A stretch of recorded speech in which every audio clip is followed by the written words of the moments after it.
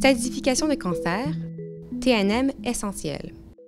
Le stade TNM est normalement utilisé dans les pays à revenus élevés où il est possible d'avoir accès aux données et de les collecter. Les options de traitement et le résultat des traitements dépendent de la détection précoce versus tardive du cancer. Pour déterminer le traitement optimal et la réponse attendue, nous avons besoin de données sur le stade. Dans les pays à revenus faibles et moyens, ces données peuvent ne pas être disponibles en raison de l'impossibilité d'avoir accès aux données ou de les saisir avec précision en raison du manque de ressources. Cela a mené au développement du TNM essentiel comme un moyen simple de collecter toutes les données disponibles. Cette carte montre l'incidence mondiale du cancer de prostate en 2012.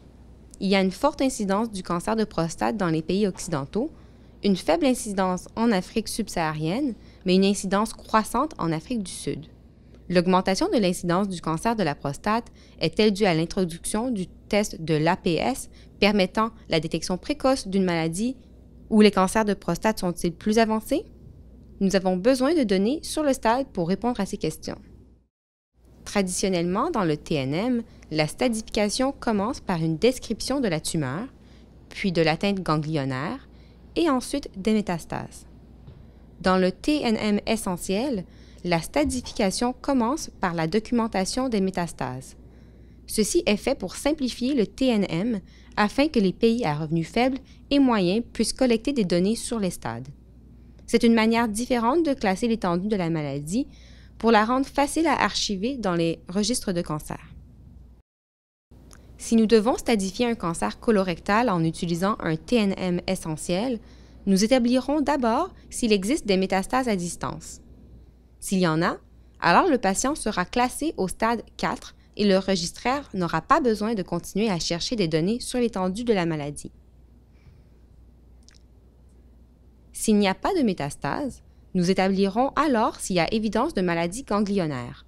Si c'est le cas, le patient sera classé au stade 3 et le registraire n'aura pas besoin de continuer à chercher pour vérifier l'étendue de la maladie.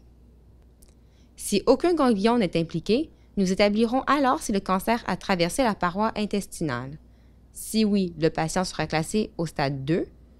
Si le cancer n'a pas traversé la paroi intestinale, le patient sera classé au stade 1. Les stades du TNM essentiel ont été traduites en français avec des études réalisées au Zimbabwe et en Côte d'Ivoire. Le TNM essentiel continue d'être révisé. Des mises à jour du TNM essentiel seront disponibles sur le site web de l'UICC sous peu. Pour une liste de ressources utiles et de publications sur la stadification TNM, visitez le site web UICC.